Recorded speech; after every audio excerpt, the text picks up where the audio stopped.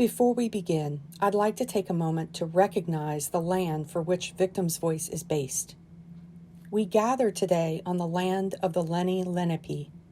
As members of the Princeton, New Jersey community, we aspire to show appreciation, respect, and concern for all peoples and our environment. We honor the Lenape and other indigenous caretakers of these lands and waters, the elders who lived here before, the indigenous today, and the generations to come.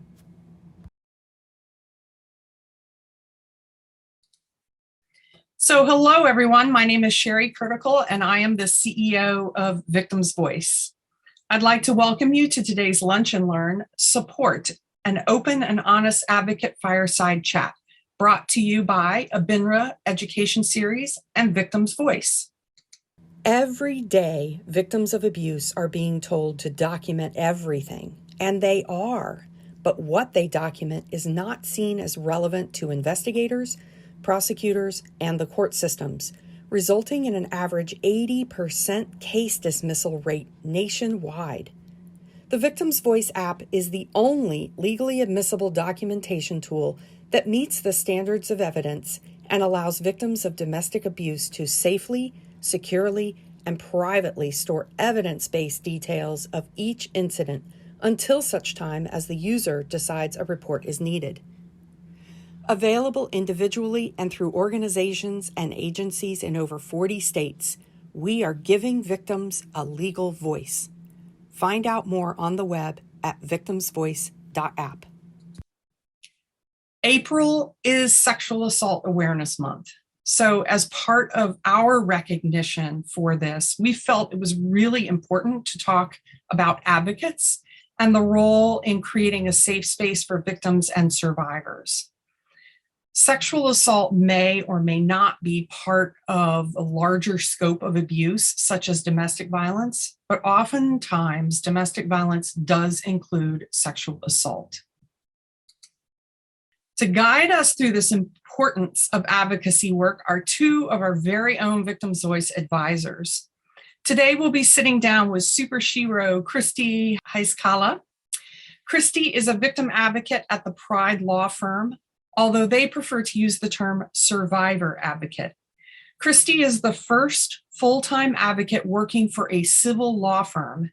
She was determined to work with survivors of sexual assault and their families after her personal experience with the criminal and civil justice processes. Christy received certified victim advocate training through the Department of Justice Office for Victims of Crime Technical Training and Assistance Center. Christy received training from the Center of Community Solutions to become a sexual assault counselor certified by the California Office of Emergency Services, and served as a sexual assault response team advocate. Prior to that, Christy received training from Voices for Children and served as a court-appointed special advocate for foster care children. Christy founded the nonprofit Educate to Eliminate, where she trains kids, adults, and organizations on child sexual abuse prevention. Christy is a member of the San Diego Trauma-Informed Guide Team, Live Well San Diego, and serves on the following Lawyers Club of San Diego committees, including Human Trafficking Collaborative, Sexual Harassment Task Force, Equality and Action Committees. Our other superhero, Neisha Himes, Executive Director of the Grow Foundation. After leaving a toxic and abusive relationship in late 2012, Neisha Himes began telling her story years later via her gift of spoken word. Known to the poetry community as Beautiful Disaster, Neisha has featured on many stages and to date uses her talent as a method of bringing awareness. In August 2016, she founded Grow Foundation, Girls Recognizing Our Worth, a 501c3 nonprofit assisting domestic violence survivors with rebuilding their lives after abuse.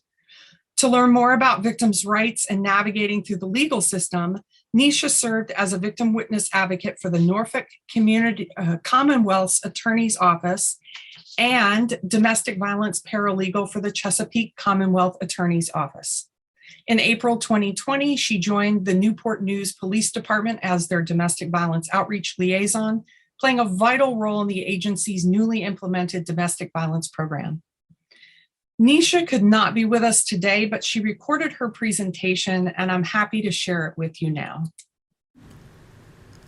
Hello and good afternoon. My name is Neisha Himes, and I am the founder and CEO of GROW Foundation. GROW, also known as Girls Recognizing Our Worth, is a 501c3 nonprofit organization providing assistance to survivors rebuilding their lives after abuse, as well as domestic violence education and community outreach. I am also a proud advisory board member of VictimsVoice, and today I will be speaking with you about advocacy. Now, what is an advocate? Well, according to Webster's definition, an advocate is a person who publicly supports or recommends a particular cause or policy. And when it comes to domestic violence awareness and supporting survivors, advocacy and advocates who provide that advocacy play a key and essential role in supporting survivors in their journey towards rebuilding, but also to educating our communities and to lobbying for change. In the next few slides, I will discuss the different types of advocates and what each of their roles entail. Now, what is a victim advocate? A victim advocate, also known as a survivor advocate, is a skilled professional trained to support victims of crimes such as domestic violence, stalking, and sexual assault. As a survivor of domestic violence myself, I did not go through the criminal justice process. I did not seek assistance from any of the local agencies that provide crisis support to those who have experienced domestic violence. But in becoming a victim advocate later in this journey towards education and surviving and all of that good stuff, I wish I would have had an advocate, because I really truly believe that it would have made the journey that much easier. Advocacy services that an advocate provides include, but do not limit to, providing emergency crisis intervention, emotional support, resource referrals, information on legal rights, and assistance with safety planning. Now, imagine being in an abusive relationship and you're looking to get out, but you have no idea where to turn. You don't know what resources are available in the community. You don't know what the emergency crisis hotlines are. You don't know what your legal rights are, how to obtain a protective order, how to request assistance from financial resources in your community, how to even begin with safety planning. That's where an advocate comes in. The work of a victim advocate is invaluable as they ensure victims of crime receive the support needed during their journey towards justice and healing. And that's regardless if that survivor chooses to engage in the criminal justice system or not. Now, a lot of people don't know, but there are different types of advocates. There's community-based and then there's systems-based. And I have had experience with both, and they differ, but they also work in conjunction with one another. And I'll explain a little bit more about that as we move forward.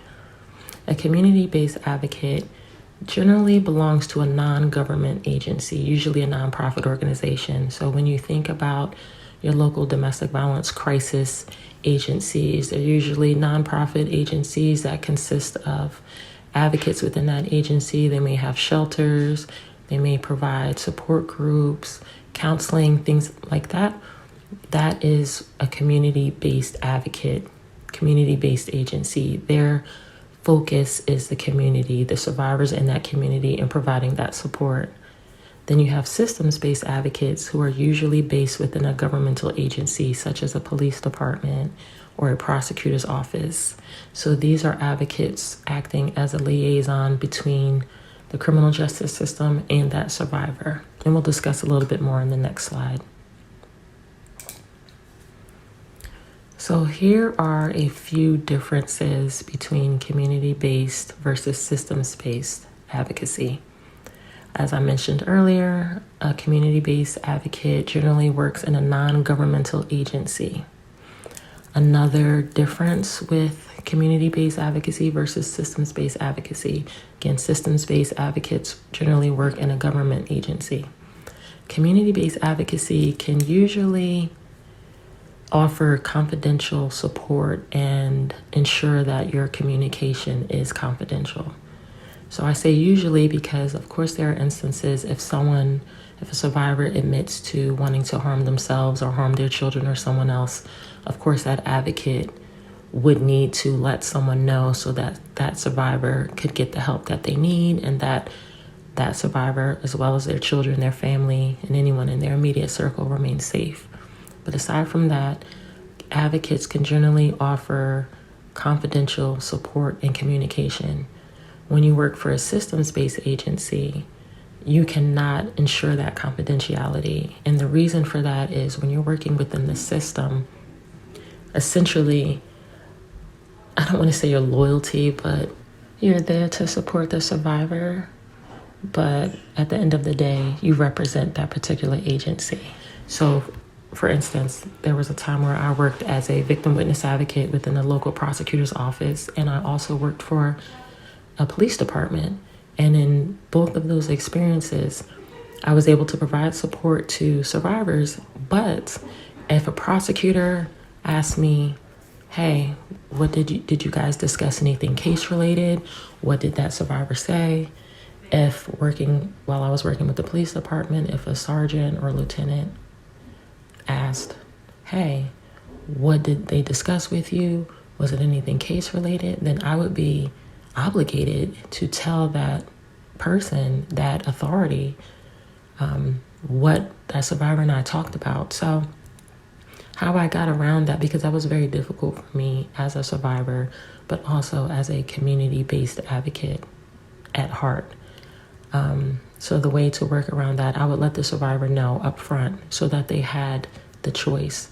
So in working in that systems-based agency, I would say, listen, I'm here to listen to whatever you need. I'm here for you. I'm here to offer you support as best as I can, but I do need to let you know that anything you say may be privy to my superiors, may be privy to the prosecutor, may be privy to the chain of command within the police department, so that that survivor was able to choose what they shared with me. Now, when it came to things like if the survivor stated that they were suffering from depression or anxiety or taking certain medications or things like that, whether it was right or not, I wouldn't share that information with my superiors or with my chain of command or anything along those lines. But if it was case related, if that survivor spoke of, this is what happened on the night I called the police, this is what happened prior to me calling the police, then that information I would have to share with my superiors. Another difference is community-based advocates generally offer case management, whether it's short-term, long-term, and by case management, I'm speaking of the connecting you with resources, providing that emotional support, offering the counseling, the mentoring, things such as that. With systems-based advocates, they generally do not have case management, mainly because they don't have the manpower for it, and that's not what they're there for. They're there to act as a liaison through the criminal justice process, to let you know what to expect during court, to make sure that the subpoenas reach you as needed, to sit with you through the court process, to provide that emotional support for that particular situation, the criminal justice process. They do offer referrals. When I was a victim witness advocate with the prosecutor's office, we did connect the survivors with resources. But our main job was to just act as a liaison through the criminal justice process and offer the support during that time. A final difference, and not the last difference because there's several other differences, but for the sake of time, I just picked a few main differences. And with community-based advocates, you do not have to, as far as the survivor does not have to participate in the criminal justice process. Whereas with a systems-based advocate, you usually assist victims of crime who have reported that crime, who have filed a police report. So if a victim goes and files a protective order and then chooses to report a crime associated with with the reason that they're obtaining that protective order, if they have come in and spoken with an officer and that police department has advocates within their agency, then that's generally where an advocate is assigned. But with community-based advocates, you do not have to press charges or move forward with any sort of criminal justice process to engage the services of that advocate. Now, here's a quote that I saw some time ago, and it's just always stuck with me, and that is, and not versus. The advocates, the different types, the community-based and the systems-based, it is not one versus the other. It is working together. It is working collectively. They are equally essential in order to provide victims of violent crimes with the wraparound support that these survivors require and deserve. Furthermore, since the work of each advocate complements the other, their teamwork is necessary to ensure the victim's needs are met outside of and within the criminal justice process.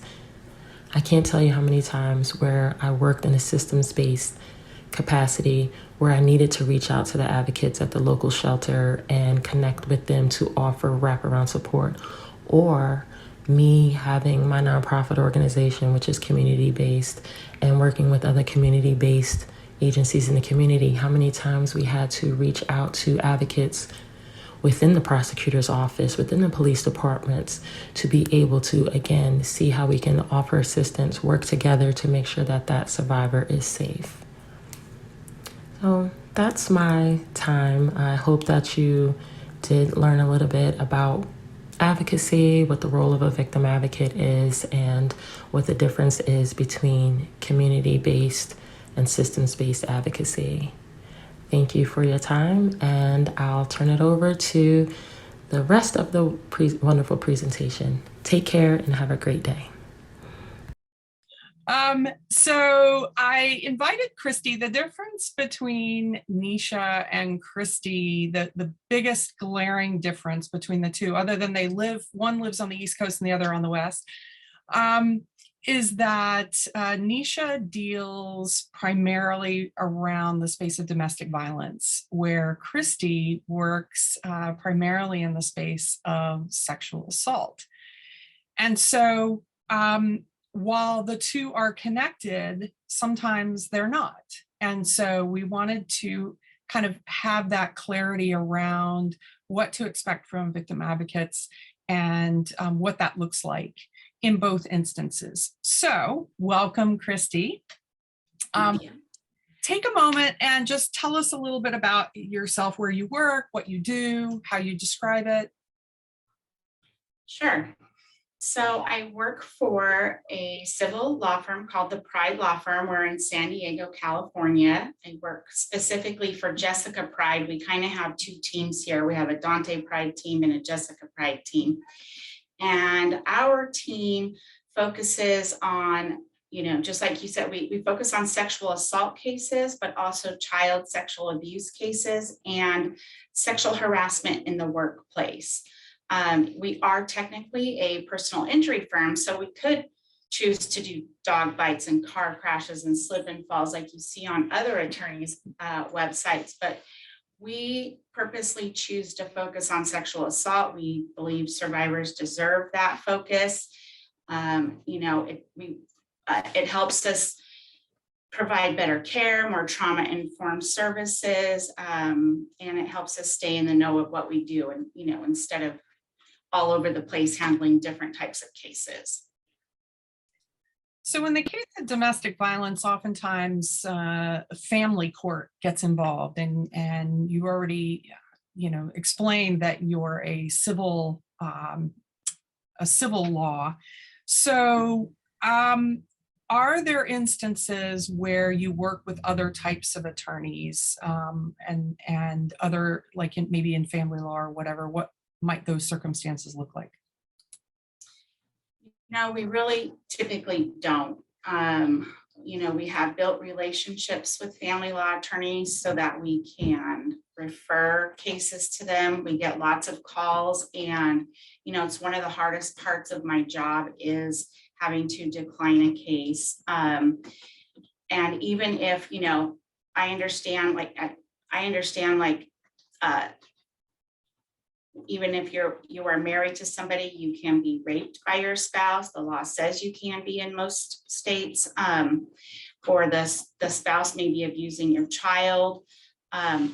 but those are still family law matters and criminal law matters for the most point. And so we just don't get involved in that. I do answer all the questions, and I try to still explain everything I can to them and be a support to them, and then get them to the right attorney, because I don't believe in just passing survivors off or sending them, to a referral. I want the last place, the next place I send them to be the last place that they go to, because sometimes they get shuffled around. Those are just extremely difficult cases, and that's just not in our wheelhouse. We don't have that knowledge. We don't have that experience. It's just not what we do. Even though, a lot of people get confused, they don't understand. It really is different. And I think that is there is a clear distinction, and a lot of people don't understand that. And I think having someone like you that can explain what those differences are is really, really important. So when someone reaches out to the firm, at what point are you called in as an advocate, and what can a survivor expect? What are the kinds of things they should know going into this? Sure. So we actually have now 2 survivor advocates here. And so the first thing is they will talk to either myself or our other advocate. That, most law firms you call, you will get an intake person. You don't speak directly to the attorney. However, we take, a lot of pride in the fact that we are trauma informed. We're highly trained. We're not just an intake person answering a phone. So our job is really to answer all your questions, let anything you say to us is confidential. We cannot share it with anybody else, whether we take your case or not. We are looking out for your best interest. We can't take every case we get. We actually decline the majority of the calls we get. And it's just,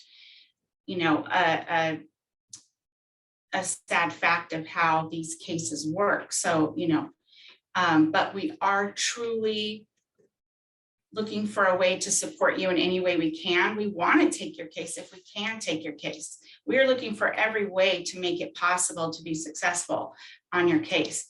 But we are limited by certain things like the statute of limitations, the inability to prove notice, or if it's an individual perpetrator, those cases are almost impossible to be successful at. And they're a lose-lose. Nobody wins in those cases. And so, there's all of that, but mostly we're just here to listen. We start by listening. We may take a few little facts in the beginning, your name and your location. You can remain anonymous if you want on the phone with us. At some point, we will have to have your name, but you can call, you can remain anonymous. And we'll be happy to answer your questions, tell you, explain the process. We can even help answer some criminal aspects, what the process is if you were to report. We can point you to resources, the local, what Neisha was referring to as community-based, the local domestic violence and sexual assault crisis centers in your area. Even if you're not in our area, we take the time to find that for you, so you don't have to do that. We don't just tell you to Google it. So yeah, we're basically just here to listen, hear what you have to say, answer your questions, and then review your case. We do take our cases then and review it with our attorneys. We actually review it as a whole team. Sometimes we can tell, we can tell just from our discussion, it's not going to be a case we can take, and we don't want to waste your time, and we don't want to give you a false sense of hope. So, we let you know then. But if there's any question whatsoever, if there's any way we think maybe our attorneys can find a way to make this happen, we definitely review the case with our whole team. So you talked about community-based advocates, and Neisha spoke about systems-based. I guess you kind of fall a little bit in the middle in that you have to review some details with the team, but you're not having to release information outside of that inner circle within your team. Is that correct? Correct. Yeah. So when I say, you know, whatever you tell me is confidential, yeah, it could be shared within my team, but where it's not shared outside our law firm, it's confidential within our teams. Now, you know me, and I like to dig into the difficult stuff that nobody really wants to talk about. I take my pitchfork with me and start shoveling. But so you work in a law firm. And one of the things, you know, we're a documentation tool. And one of the things that we warn people about is releasing records to an attorney or law enforcement, someone in that nature right away without having a conversation first because of defense discovery. So how much of the information that is confidential as far as the conversation between advocate and survivor remains confidential when there's defense discovery in place? Meaning that the other person's attorney has a right to view the evidence in order to build their own case or defend their client. Right. Well, I mean, it's a complicated question, and I'm not an attorney. But I will try to answer it as best as I can, that they do not have like a right to, we don't turn over our intakes. There's a privilege communication between attorney and their client. And even though I'm not the attorney, I work for the attorney. So we're all in that privilege circle. So, you know, we do not have to turn over what is said to us. We do not have to turn over everything. Before we actually turn over anything, there's a protective order put in place that the defense attorney signs, and documents are marked as confidential. And some of them are even attorney's eyes only, that they'll be all over the document. It's for attorney's eyes only, meaning even the person they're defending doesn't have a right to see them. And then, you know, there is a paragraph in there that says that the defense attorney must destroy the documents when the case is over. Your attorney keeps the documents for 3 years, and you're allowed to have a copy of them. And then after that, we destroy them. But as far as like feeling safe, calling an attorney and telling them what you have, you're totally safe doing that. You should feel safe doing that. Now, you know, I would definitely vet your attorney first. I would not just go based on a referral. Like, even if you're referred to somebody, you should first go look at their website, look at their online presence. You can tell a lot from people's websites and their online presence. Like, don't just look at their website, Google them, look at what you find, because a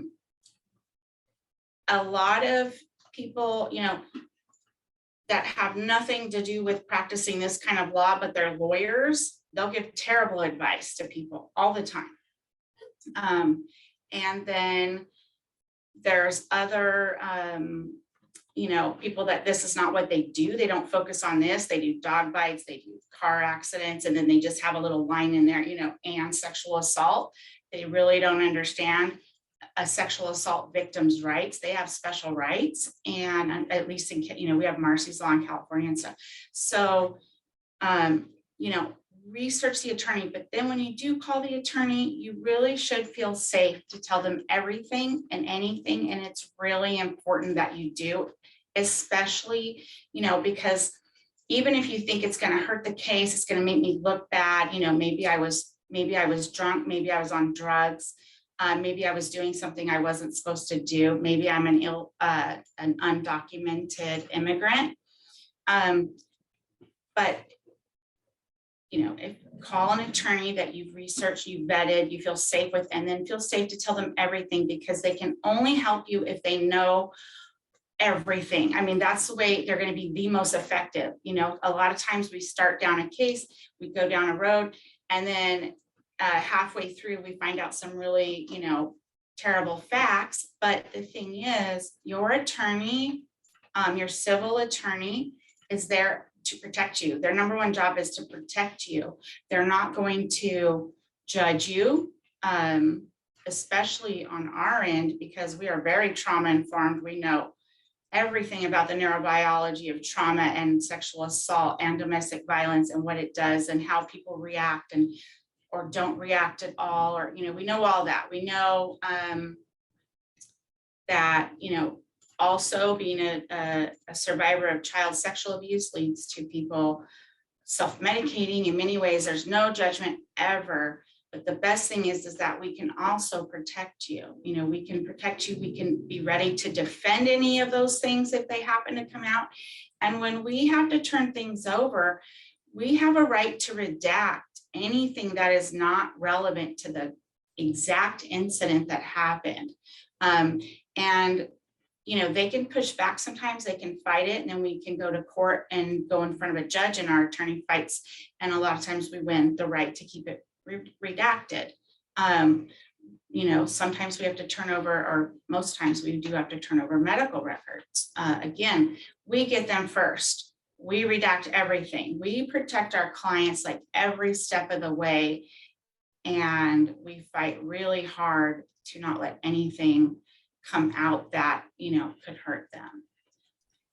And I think that's a really important point that you made, that yes, there is defense discovery and people automatically think, oh, they're going to get everything.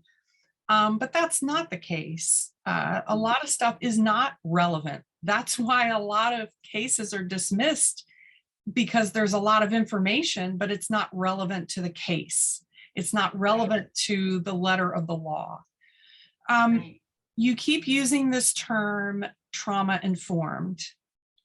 And I think it's so important for survivors that when they interact with people of authority, people in positions of authority, that they make sure that those people are trauma informed. I'm a survivor, and I know the difference between someone that interacted with me through my cases that was trauma informed and when they weren't. So tell us a little bit about what that training did for your organization, for your law firm, and why is it important for everyone in the firm to be trauma informed versus, like you said, a lawyer that may has it one line on their website?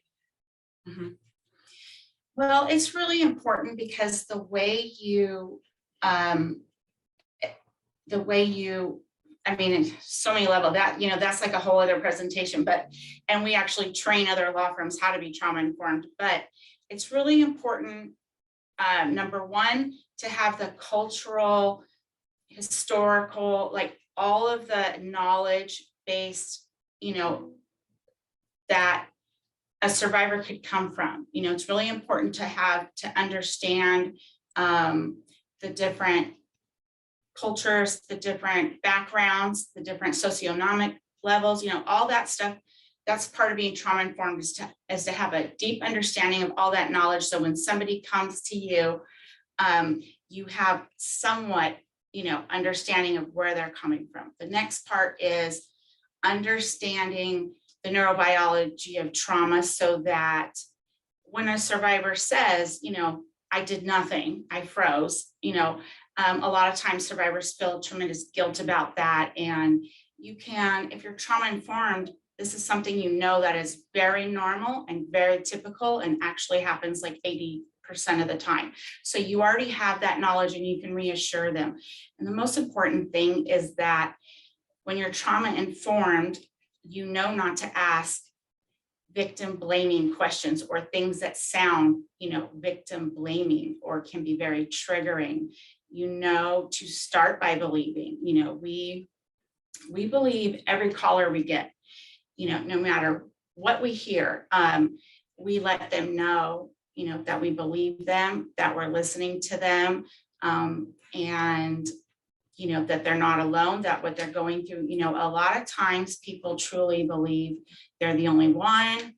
They don't understand that, these perpetrators have multiple victims. They don't understand that everything that they're going through is totally normal and they have a right to their feelings. It's all valid, so that's the important part of being trauma informed. And you want your whole team to be, because we work as a team. I'm sure, other law firms do too, but we work very closely as a team. Every one of us has a role in each case.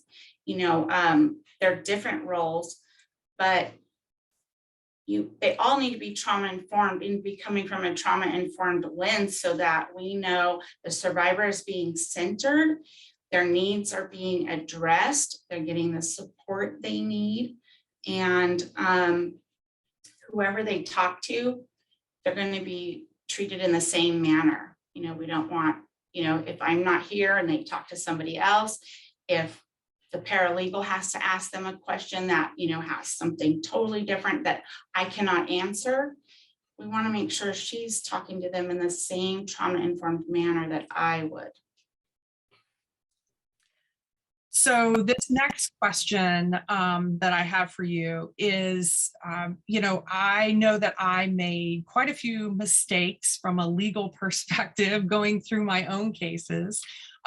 So with all your experiences, what are the one or two things that you've seen pretty consistently that is negatively impacted, and it doesn't have to be, blown their whole case up, but just negatively impacted their case the most? Okay. Can I give more than one or two? Because there's a few, but I mean, I know this is going to sound like I'm doing a sales pitch or something, but honestly, I would hope they would call a civil attorney or a domestic violence crisis line, sexual assault crisis line, very first thing when something happens to them, only because, and I know in that moment, they're just full of trauma. They don't want to talk about, they don't want to talk. They usually, they kind of withdraw, they can become withdrawn and isolate. But it's so important, because that first step will keep them from making all the next mistakes, which the next things are, and this is just truly from a lack of knowledge, not knowing that this is what you're supposed to do. And that's nothing to be ashamed about, or there's no blame or shame or anything in that. It's just they simply didn't know. Not having a SART exam, or understanding what a SART exam is before having it, understanding what it can and cannot do for you, and really understanding, because, I was a SART advocate. I sat with victims during their forensic exam. So before you go further, tell us what SART means for those that don't know. Sure. So SART is a sexual assault response team. And so it's weird because we've labeled it, SART exam, even though really that's the technical term is forensic evidence collection exam, forensic evidence collection exam. But it's a lengthy process. It's about 3 hours long. There's a interview part that takes place by a SART nurse, a SANE, and so a sexual assault nurse examiner. And so they do that, but then there's a physical part where they actually collect evidence. They swab, the vagina, they swab the whole body, they could swab your mouth, depending on what you tell them happened. And so, when I was a SART advocate, I would see cases where I was really sad that the victim went through all of that, because it was kind of clear in the interview that it's not going to lead to a prosecution. The whole point of a SART exam is to get evidence so that the detectives can do their job and then turn it all over to the DA to prosecute. But that SART exam is not fun. I mean, it can be really, really, re-traumatizing, humiliating, you name it, even with a support person there holding your hand like I used to do. So I would only want them to do that if that is what they want, if there's really a chance of that happening, prosecution down the line. So I feel like they need to know the pros and cons of that going into it. And they need to know, like, it should be done within 72 hours. Some places will say 5 days, but really they want to do it like right away.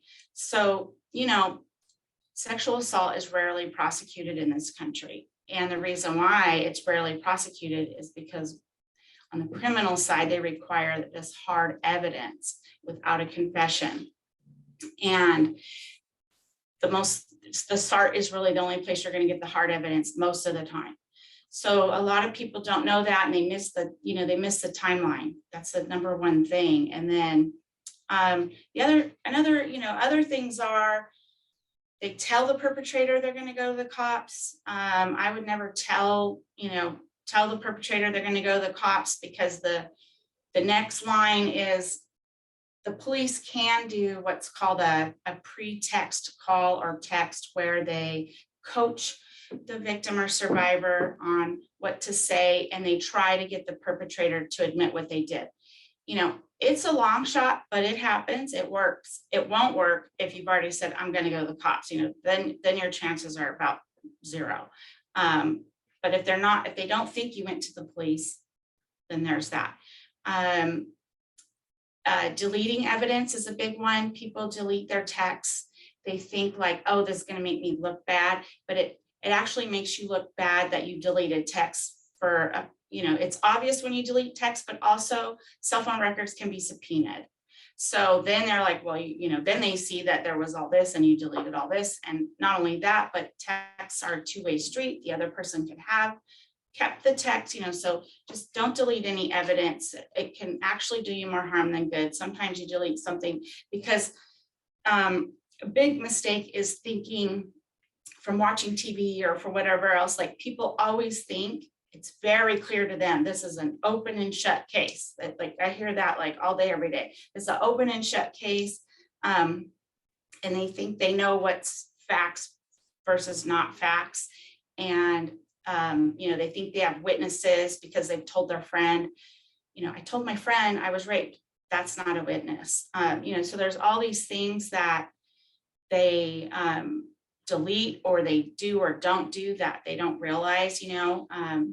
Everything can be discoverable as far as if you put anything in writing, that could eventually have to be turned over to the other side. So if you're texting, if you're emailing, if you're messaging on social media, all of that is there, which could help your case or hurt your case.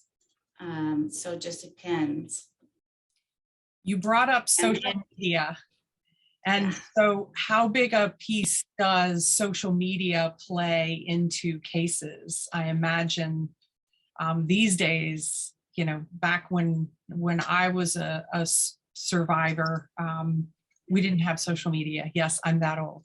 But but nowadays, that is oftentimes the primary means of communication for people. So what are some things that your team recommends around social media? Well, as soon as we take on a client, we ask them to make all their social media private, because they don't understand that as soon as the other side is notified, they're going to be digging into your social media. They're going to look for anything to discredit you. And you might not think it's a big deal. Everything can be taken out of context. And so again, no judgment, but if you're posting pictures of you smoking pot, drinking excessively, doing all these other things, we don't care, but the defense sure will. They would love to use that against you.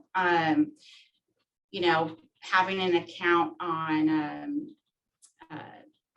what's what's that platform? OnlyFans, like OnlyFans accounts, like that. There's ways to find, I mean, it is so easy just to do a simple Google search of your name, and like every tweet you've done, anything comes up, your OnlyFans accounts, like everything comes up.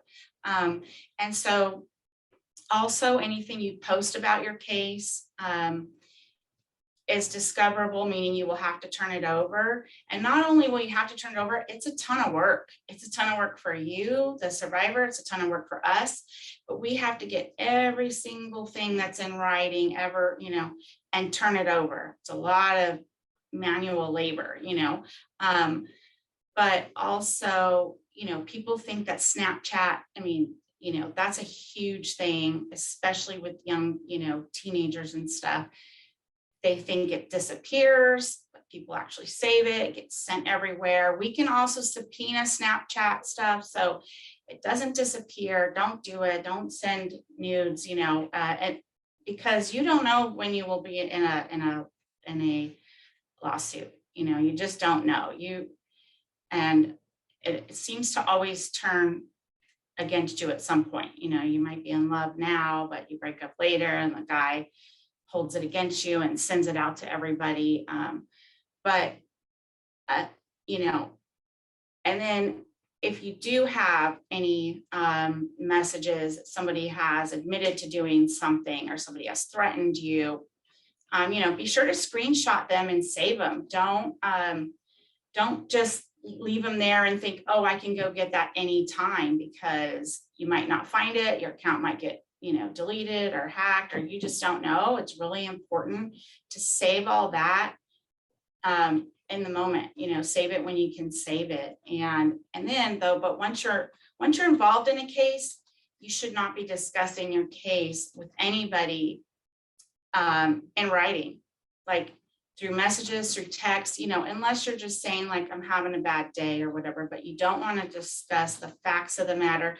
You don't want to reach out to other survivors and like say that there's multiple victims in a case. We don't want them talking to each other because the defense can use that against them. So again, our whole job is to protect you, to protect each individual in every case. And if you're talking to each other, then the defense can say, oh, you corroborated your stories, you didn't say this until after you talked to this person. So that's really important about social media. And, and there are a lot of defamation cases coming up now. And the thing is, as a civil attorney, we work on a contingency. So you don't pay us unless you win. If you have a defamation case and say you're a victim of sexual assault and you post about it online, and then now you get slapped with a defamation lawsuit from the perpetrator, you might be able to win that. You might be able to win that lawsuit. However, you have to pay an attorney to take your case. They're not working for free. You have to actually pay them. So, that can be a scary thing. Yes, and for those of you joining that don't understand what a defamation suit is, this is where I'm constantly going on social media telling people to, pipe it down, because they go on social media and start naming the people that have caused them harm by name and accusing them of saying they perpetrated this crime. A defamation suit is basically when if you're accused of a crime and you have not been found guilty of that crime, you can sue that person for what is ruining your character, right? And that's what a defamation suit is. The only people that actually win in a defamation suit are the attorneys that handle that defamation suit, because both sides of that unbearable game, which can go on for years and cost, tens, if not hundreds of thousands of dollars. The attorneys are the only winners in that, because even if you win the case, you still pay. Yep. So this has all just been amazing. We're getting close to our Q&A time, and we do have a couple questions. So I want to end on a positive note, as I like to do. So in that same thought of think about some of your past experiences, what are the one or two things that you've done that have impacted survivors the most, where you've seen an actual impact from the work that you and your team do? Sure. I would say one of the biggest things is we've helped even though we are civil justice attorneys, and a lot of people call us because they want help with their criminal case. We don't do that. But if you are our client and there is a criminal case, we do help you with that. And we do what we can. And we have been able to get criminal justice, like by providing evidence that was never provided before, by talking to the DA and begging them to reopen the case and convincing them because of what we have found. And so there's been many cases since I've been here that the perpetrator was never, either never fully investigated or never prosecuted, and we've been able to get them actually prosecuted and convicted. I mean, obviously we don't convict them, but it wouldn't have happened if we didn't take the reins and find the evidence. Sadly, a lot of times you have to do the job for them. We had to get the evidence. We turned it all, and we work hand in hand, with the DA. We have a very, with multiple of the deputy district attorneys. We have a good, they're supposed to be neutral. We're all neutral, but they understand that we know what we're doing. We're not going to interfere. Like a lot of times DAs will be like, don't get involved with the civil attorney till your criminal case is over. They could ruin your case. Well, we know better. We're not going to ruin the case. We want our survivors to also get criminal justice. We want the perpetrator to be prosecuted. So that's the number one thing. And the other one is just honestly, the number one feedback I get is from people, and it's usually people whose cases we cannot take, is they thank me for taking the time. Like, I spend a lot of time on the phone answering their questions and explaining, like, even if we can't take their case. And a lot of them tell me, thank you so much. Like, I understand now why you can't take my case, but I've been declined so many times with nobody even explaining anything to me. So just thank you for taking the time to explain it to me and explain to me how the process works, even though I'm super frustrated. We all are, trust me. If anyone is, like, I'm upset every day at what we cannot do. But that brings me a lot of, peace. It's a very difficult job, but when I know I've helped somebody and they feel listened to, they feel heard, they got their questions answered, and now even if they're not getting the outcome they want, like, they understand it and they thank me for that, that's the best thing I could do.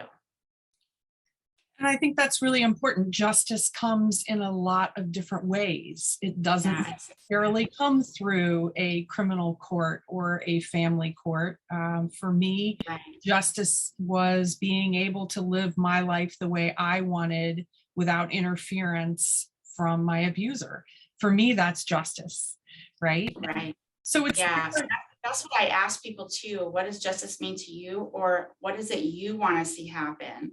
That's a number one thing I, talk to them about. What do you want to see happen? Because there's other ways of obtaining that than just through civil. Yes. And I think focusing on what it is you want and what it is instead of what it is that you don't want.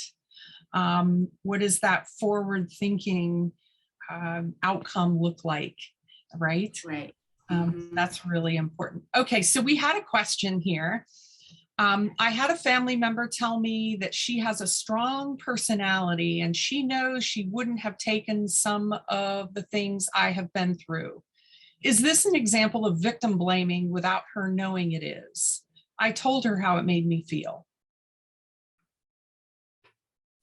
I wouldn't call it victim blaming, but it's definitely, for her to say, I wouldn't have been able to handle what you handled. Right? I heard that. The other person has a strong personality and wouldn't have put up with what the. Oh, I'm sorry. I misunderstood the question. I misunderstood that. Okay. Yeah, that does sound victim blaming. That's awful. I'm sorry. I misunderstood it the first time you said it. That does sound victim blaming. That is awful. And unfortunately, this is also why I suggest people to call a crisis hotline, or somebody who this is the work they do, because they are trained and your friends and family are not. They're just not. And it's, there's many reasons why they're not trained. Most people are not trained in any of this until they have to be, or until they, something personal makes them seek the knowledge. So going into it, they will say victim blaming things. They will ask you victim blaming questions. They just don't know better. It's wrong. There are things online that'll say like how to give this to your loved one, give this information to your loved one so they can support you better. There are resources like that online. And it is sad, but usually it is our friends and family that say the most hurtful things to us after we've suffered something like this. And it's purely because they have no clue. We actually wrote a blog post about this on how people don't understand or don't react in a way that we feel that they should.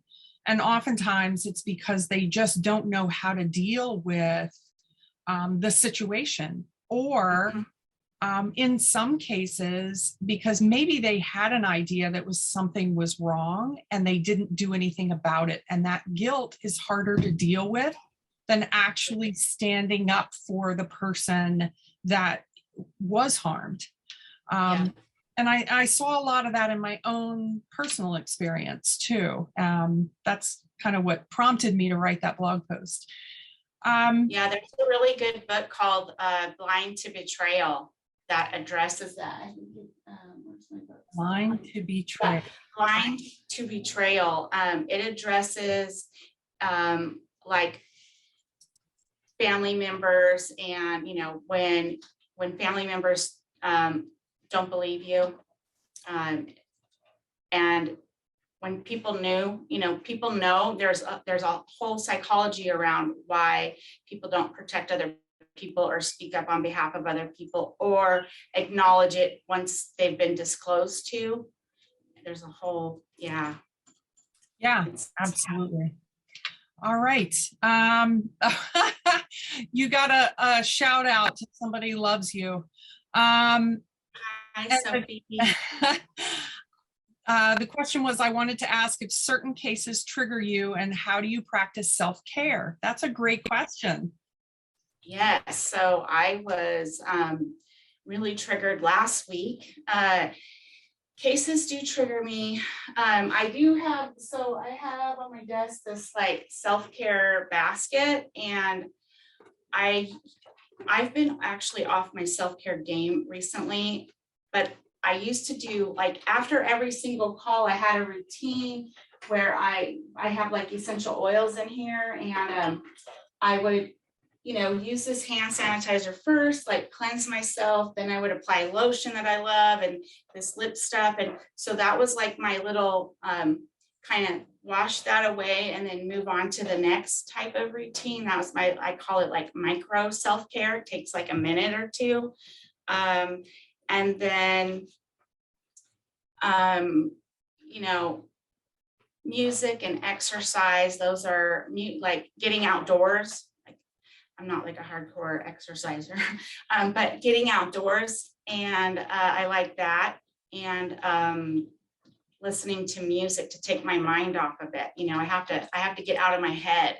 But yes, I can be highly triggered because just like most survivors, I'm always mad at the system. I'm always mad when I can't help somebody get justice. I'm always mad that our justice system fails survivors. It's not designed to help women and children. And, all of that really gets to me sometimes. And, doing this job day after day,